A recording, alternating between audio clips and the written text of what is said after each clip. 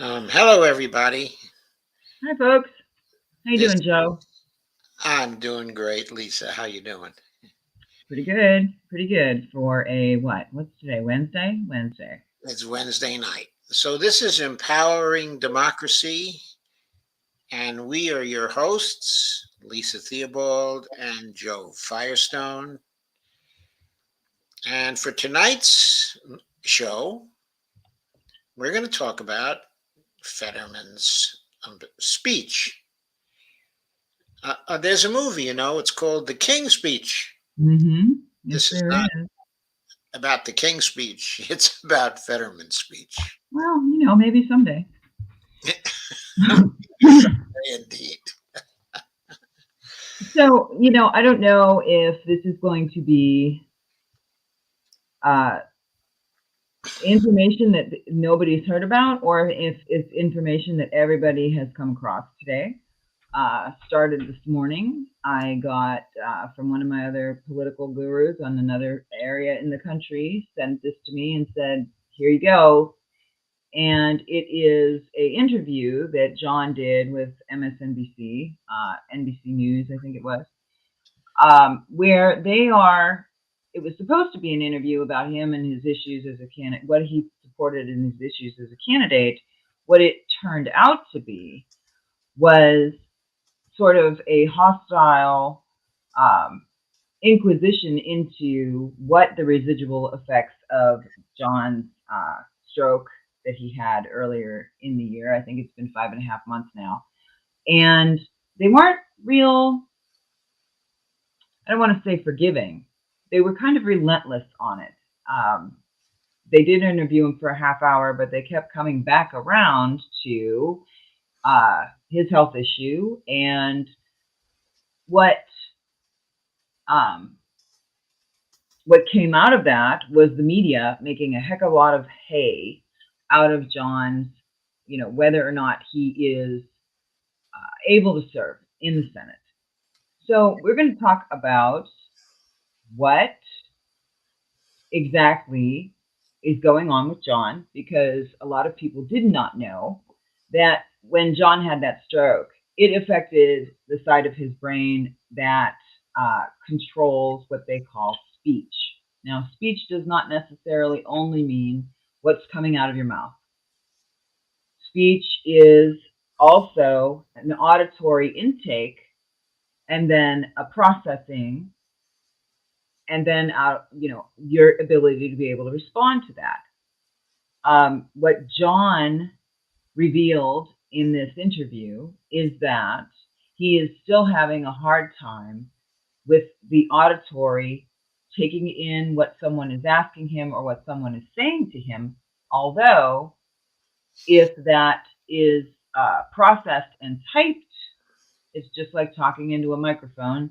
The It's like what do they call that? Like a teleprompter, but not you reading. It's capturing. It's like closed caption, right? Yes. For hearing impaired, the blind, or not the blind. Um, anyway, it's not necessarily John's inability to speak either. Now, John has never been a masterful orator. He is very capable of expressing himself, but he doesn't speak like, you know, Barack Obama speaks, or Bill Clinton was also a fabulous orator. As a matter of fact, the orators tend to be the most disappointing in the end. However, they spoke incredibly well. John has always been a guy from Pennsylvania. He was born in like one of the poorest towns in Pennsylvania, and right now he has an R and it's leaving me anyhow. And then he moved to Pittsburgh, and we have colloquialisms here. You know that he says the word "yins" a lot. When I was a little kid, girls would knock on the door and they'd be like, "Yins coming at," which was, "Are you guys coming outside?" Okay, Yin's coming out. "Yins coming at." Okay, in Pittsburgh, we say, what people make fun of us because we'll say "stillers" instead of "steelers." Um, Downtown. which is downtown, downtown. It's just it's the dialect, it's the colloquialisms, it's the way that people speak here. He also is a guy who's been the mayor of Braddock. Braddock is one of the poorest areas in the city limits of Pittsburgh. It's got its own um, oh, municipality, which they tend to do in the state of Pennsylvania. I can't speak to every state, but in Pennsylvania, if you have a lot of poor minorities in a disenfranchised area, they tend to give them their own mayor. Oh, great. That's how this works here. Okay. So John Fetterman was the mayor of one of the poorest districts and most heavily populated with Black population and minority populations and incredibly poor white people, all of it, right? And they elected him mayor. He speaks like the people he represented in that area. I moved back to Pittsburgh from Erie. Erie is supposed to be where I was raised in Pennsylvania. The dialect there, the speech is supposed to be one of the cleanest in the country. Oh, wow. Okay. And as soon as I moved out of Erie, I took a detour and I went up to Buffalo, New York. And in Buffalo, it's very nasally and they swallow their L's. And I don't need to explain it. I don't want to even give you an example because when I first heard myself speaking on my mother's answering machine after living there for 6 months, I was mortified. I couldn't believe it. It was like, oh, no way. I actually picked this up, right? So anyhow, why I'm going through this is that John speaks like the guy you're going to meet on the street. He does not speak with street slang per se, but he does not get overly flowery with his prose. He's very to the point. He's very pragmatic when he speaks. He's unapologetic about who he is, right? So when I just listened to the editorial board interview that he gave today, 50-minute interview where the editorial board is asking him questions and he's responding, which editorial board interviews aren't necessarily, softballs either. This one wasn't really bad though. It wasn't hostile. He didn't miss a beat, right? He did say last night that once in a while he will mash two words together when he's trying to respond to questions or trying to talk about certain things. Out of that 50 minutes, I think I maybe noticed that once, but only because I was looking for it. But I have been to John's events. I've been a Fetterman fan since 2015. He's done a great job. He was the mayor of Braddock. When I worked with the census, I worked with his team and his wife, who had the Braddock Free Store. They helped us in the middle of COVID get into Braddock and the areas, another area that bordered Braddock. I can't remember the name of it, doesn't matter. But I know what John's speech is like because I've heard and listened to him enough. So I only once in that 50-minute interview thought, oh, maybe that's an example of John mashing words together. Now, he has said that he has gotten significantly better in both his ability to process the auditory as well as his speech since the stroke, like 5.5 months ago. But the recovery for that can be anywhere from 6 to 18 months, depending. Now, when he had this stroke, they did say that they expected him to make a 100% full recovery. He has released a letter to the effect of what his doctors have said. But it was a big reveal last night to find out that, much like when you're at the UN, because you don't speak the language, they read the discussion, the speeches, the questions that is translated for them, right? Because they don't speak the language. That's what's going on with John right now.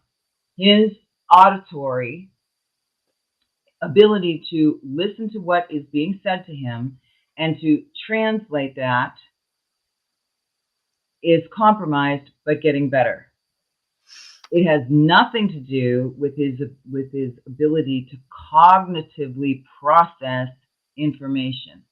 That's a totally different part of the brain than the area in the brain that the stroke has affected. So, as far as understanding issues, reading comprehension, anything like that, being able to comprehend, um, a topic, anything like that, none of that has been compromised. However, we do have a lot of hay being made out of this. Uh, there was a panel on CNN that was done where they were saying, well, he really should release all of his health records. Well, nobody releases all of their health records, not even the presidents of the United States. They get letters from their doctor, and that's kind of how it goes, right? So John is, in that 50-minute interview, he was talking about things that he would be willing to reach across the aisle and compromise on and things that he absolutely would not. And he was very, very specific about that. He said there's no compromising on a woman's right to choose. That's between her and her doctor, period. I'm not going to sit down and compromise on whether or not that is something that, we can tweak around the edges. No, there's no compromising that. That's my belief. That's what I'm running on. And that's what I intend to do when I get to the Senate. He felt the exact same way.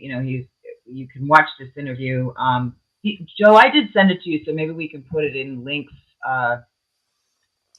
We When we can post it. certainly put it in the links. You did send it to me. In fact, I actually have it up right now. Okay, so while you look, he said that he would not compromise on being pro-labor and pro-union. Absolutely not. He said that is fundamentally being American. I mean, we are in Pittsburgh here. This is sort of the heart and the soul of where unions started. He also said that minimum wage is not something that he would ever compromise on. That $15 an hour is $32,000 annually. And, even that is a struggle. Nobody's getting rich off of $32,000 a year. You're still trying to make ends meet. He said $7.25 an hour is absolutely a starvation wage, and he's not willing to compromise on that either.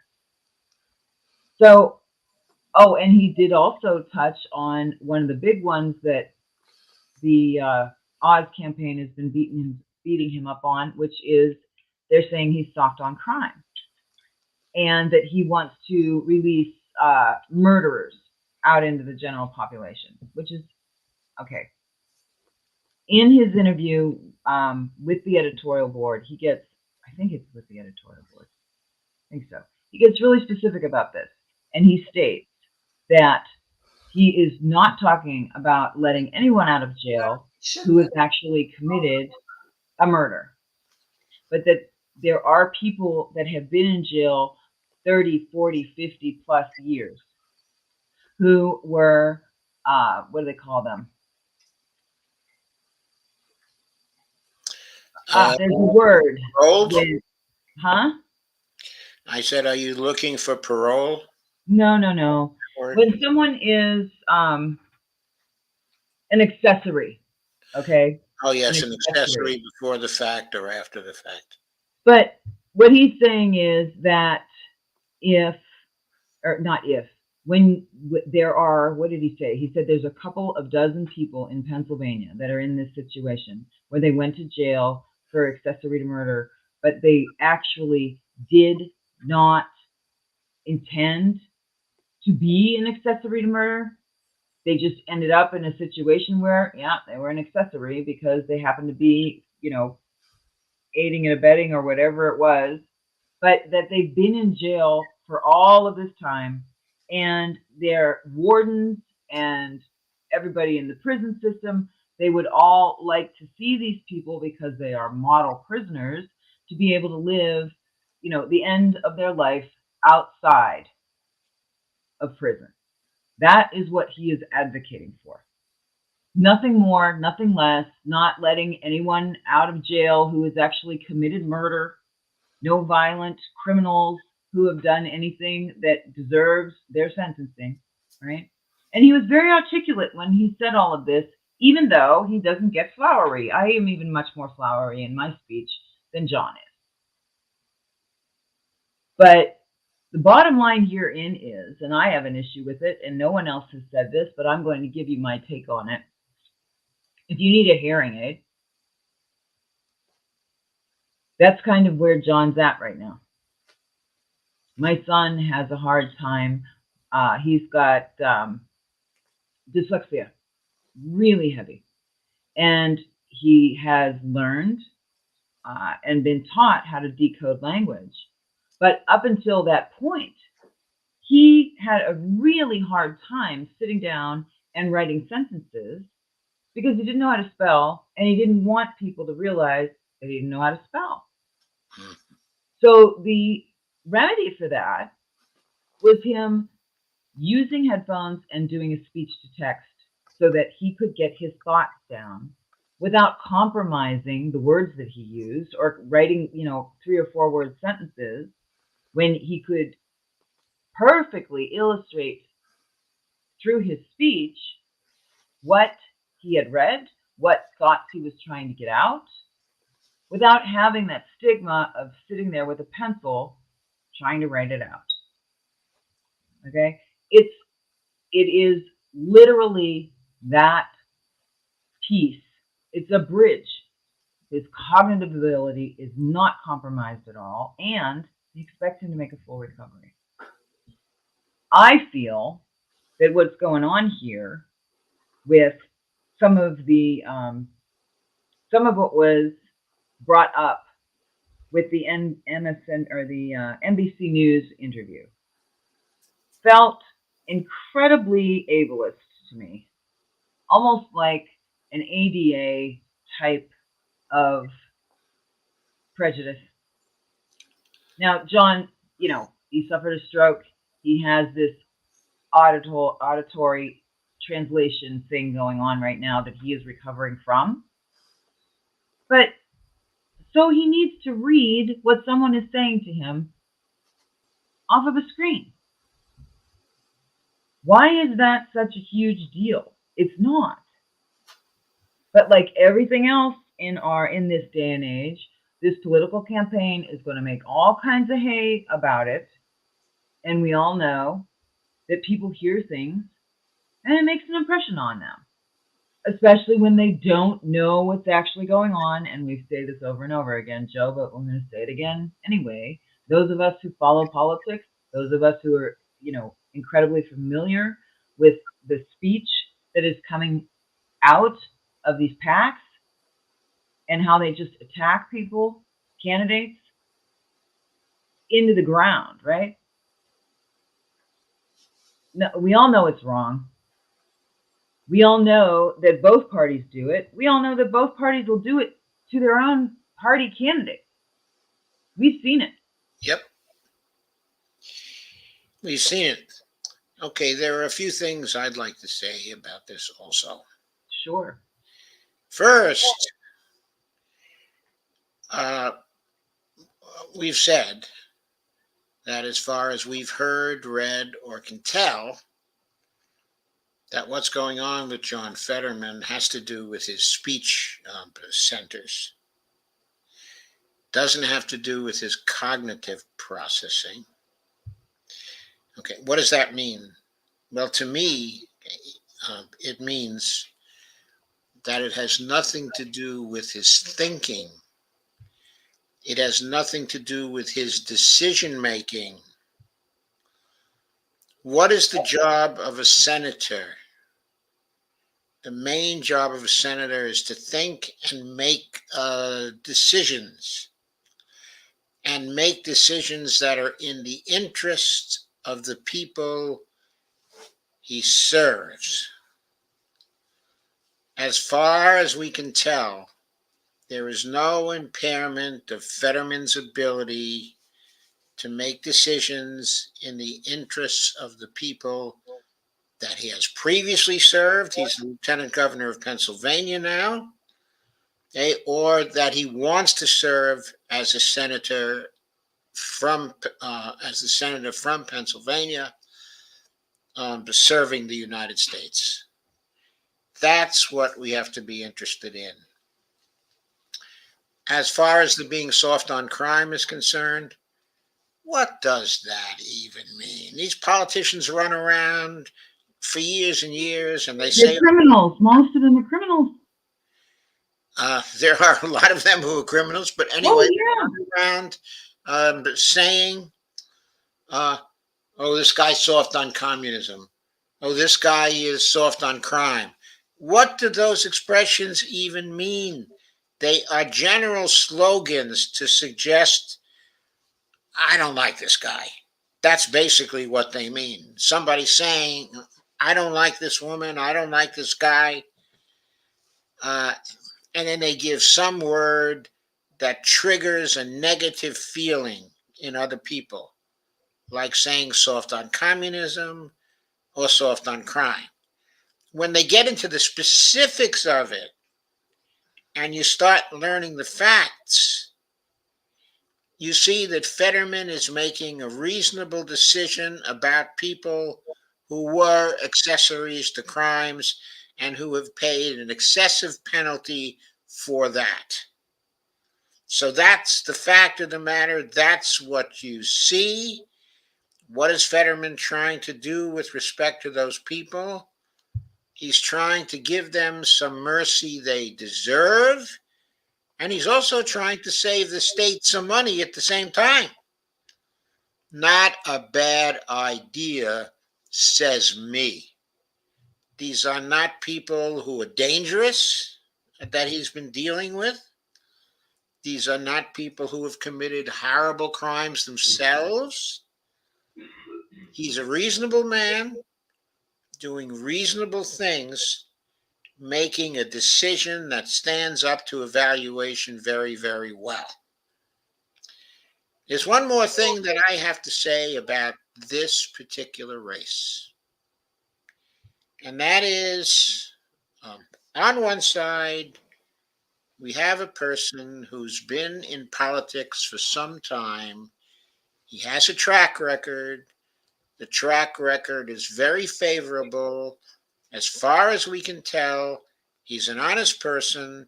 Most of his campaign has been funded by small donors. He is not in any way dependent on the big interests. When it comes to financial support, he is not funded by the big donors. Oz is funded by the big donors and his own wealth. Who is Oz going to serve if he gets into office? That's the question you have to ask. Who is he going to serve? He's going to serve Trump and he's going to serve donors. You know that. You can all see it about him. In his television career, he helped to sell many questionable products. That's the rap on him. Everybody knows about that. All the evidence suggests he is not an honest man. He is not a servant to the people. He wants to be the senator because he wanted to stick that kind of feather in his cap. It's not because he wants to serve the United States. It's not because he wants to serve the people of Pennsylvania. It's because he wants to serve himself. You compare that to John Fetterman, who now has what can only be described as a speech defect. And you compare these people, how does your comparison come out? I mean, you'd have to be nuts to prefer uh, Dr. Oz to John Fetterman. The only way you prefer Dr. Oz is if you had a similar interest that put you in league with Dr. Oz. But if you're trying to elect a public servant as a senator from the state of Pennsylvania, this is a real simple choice. It's a real simple choice. And I believe a sane person would choose John Fetterman when making this choice? That's what I have to say. Well, I think we've talked a lot about John on Dump the Incumbents. I've never kept my mouth shut about how I feel about him, and he's not. There's no politician around that's perfect. Uh, as a matter of fact, I had been contacted to help out with early on um, with that campaign, and I was like, mm, I don't like his stance on healthcare. And they're like, well, he says that he's for no, that healthcare is a human right. And I said, that's not good enough. I get that from every mouth coming out of the Democratic Party, and look where we are, right? And then John got sick, and he was in the hospital, and within like 5, 7, maybe 10 days, I can't remember exactly because it's been a while, but he came out and said, Medicare for all, right? So the other thing about John's never going to pivot. John is a man of his word. When he says he's going to do something, he does it.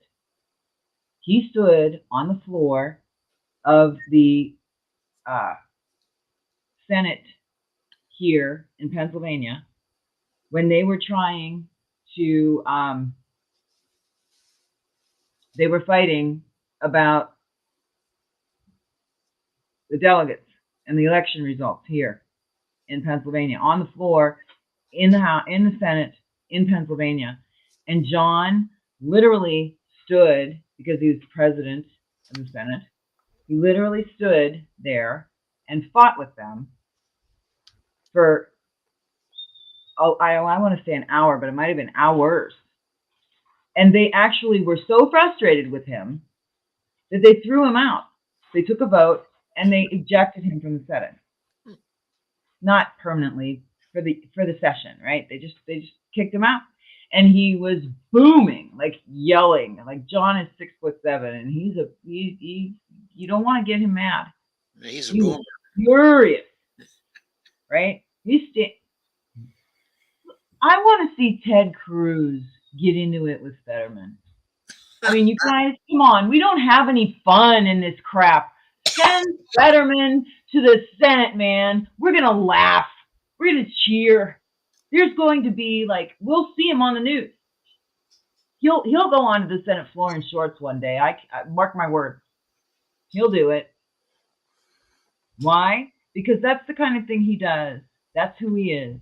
He doesn't care, and he kind of wears that as a badge.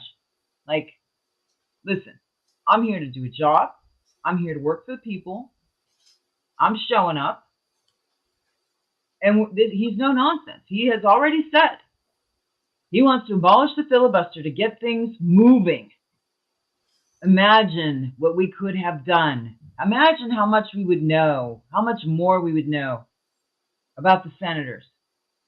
That 34 of them are up for re-election right now. And I'll tell you something. On all the votes that we needed them to take for the people, that everybody's been screaming for, that like 70, 75, 80% of the people want passed, we couldn't even get them to bring them to the floor for a vote. And when they did bring them to the floor, they wouldn't carve them out so that we could pass them with a simple majority. They're sitting on this filibuster thing that they've got the whole American public hoodwinked on, because you kind of got to be a wonk to understand that that's crap. It's the Senate rules that they write. They can change them whenever they want, and they can change them back if they want to. It's all garbage. But you know what? I don't want to have to, go on record because, my voters, some of them don't like it. Some of them do like it. Please don't put me in that position. I've got to run again this year. That's what's going on. Fetterman, he doesn't play that way. He'll call you out. He'll make you sit down. And then if you tell him something that he doesn't like, he doesn't keep it to himself. He's that kind of guy. That's where he's from. That's what he does. He says what he does, and he does what he says. And if he's got to read, so what? I mean, would we never elect a deaf person to Congress or the Senate? I would sincerely hope not. It's ableist what these Republicans are doing. Kind of the same sort of thing that they're doing to everybody. They don't even want a minimum wage. Hey, there's dignity in work. Sure there is. But not when you can't keep a roof over your head, food in the mouths of your family, clothes on your back.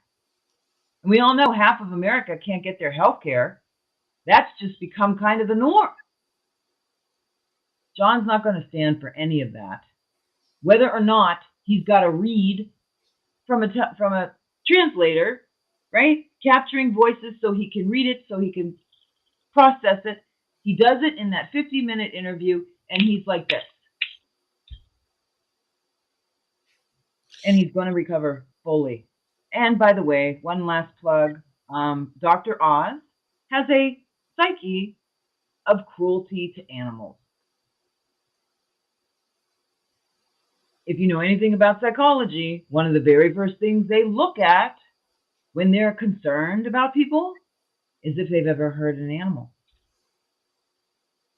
Well, Dr. Oz killed a bunch of them, and he knew he was killing them in a way that was painful. I think the And figure Columbia fined the hell out of him. the figure was something like 250 dogs, wasn't it? He was euthanizing the dogs, but he was using a form of euthanasia that they weren't allowing, but it was cheap. It was incredibly painful, kind of like how they execute people with the intravenous, right? And they're finding out that it obviously doesn't work the way they thought. That kind of crap. Only it was with animals, and the university that he was doing these experiments in didn't allow this type of euthanasia because it was known that it was painful and agonizing to the animal. And he did it anyway. Oh, yeah, let's send him to the Senate. They'll send a gosh darn garbage can to the Senate because they're going to get him. Oz doesn't have to know anything about anything because they're going to tell him how to vote every single time. That's what this is about. And he won't have any scruples about voting for things that are cruel to people. No, not when you're willing to kill puppies. He won't even think about it. He'll just vote the way Trump wants him to vote. Oh, well, at this point, like, okay, Trump. I mean, Jesus, Mary and Joseph. We're also looking at potentially. I mean, if Shapiro were to lose this race, we've got a guy by the name of Doug Mastriano, who's running against Josh Shapiro. Yes. For governor, of Pennsylvania. He was like on the lawn or wherever it was. What would they called it? On January 6th, when Trump was giving his speech. I mean, like the worst of the worst. He thinks that women's bodily autonomy, he says, that's nonsense. And you want to talk about garbage can. Yeah, and he was there trying to overthrow the government. Mm-hmm. Yeah, and these people are running for governor and senator. And you know what? They're both from New Jersey. It's not just Oz. But Mastriano's actually lived here a little bit. Oz, lived in King George's house. Seriously. Seriously. This is a man who's coming in here at, honest to Christ, I don't even know how he's allowed to run. It used to be that you had to live here. I couldn't even run for county council if I didn't live in my district for 6 years. How the heck does somebody have the ability to run for a state senator, U.S. senator, and not have lived here? Well, I can tell you how. I am absolutely certain that it was my cuckoo for Cocoa Puffs legislature here in Pennsylvania who changed that rule. So anyhow, Yeah, all of that said, they probably changed it so Oz could run. oh, I don't think they were that. You have to go through 2 sessions of the House here to pass, or the legislature here, House and Senate, to pass anything. So the quickest that anything's going to get passed is in 2 years from now if it starts now. Yeah, Kay says Oz sucks bad. Oz is bad, and Mastriano is a Is worse. insurrectionist. Yes, Mastriano was insurrectionist. Okay, have we got it down then, Lisa? Is that what we want to say? I think so. I mean, you know what, you guys, go. Joe linked up in the comments is the link to the Archer. Hi, puppy. Hi. Joe put the link to the editorial board interview, I believe. Yeah, it's the editorial board of Penn Live.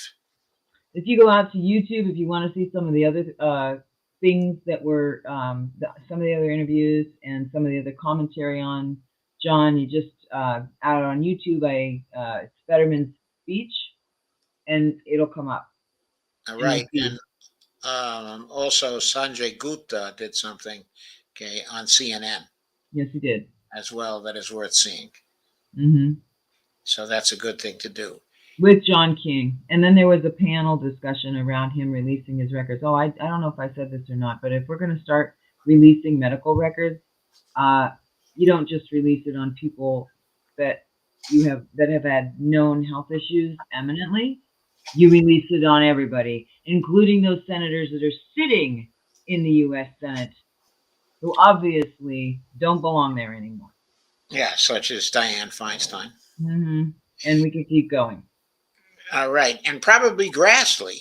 I mean, yeah, Grassley is just a shadow of his old self. Yeah, I mean, it's. I worked in healthcare. You guys that know me know that. I'm a big HIPAA, like nobody's damn business.